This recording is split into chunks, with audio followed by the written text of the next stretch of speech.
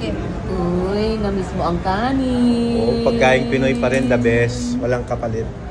Wow, mapapa-extra rice ka niya.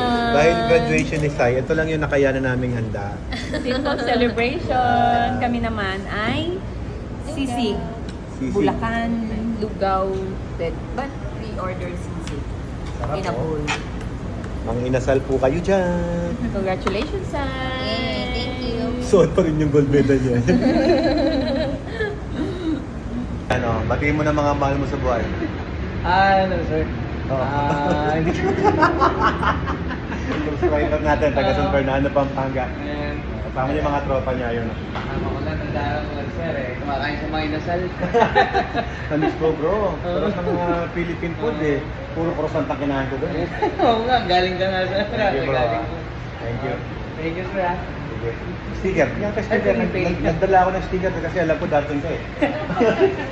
Pero, bigyan mo na lang din sila. Sige siya. Thank Sige you po. po. Thank you po. Salamat.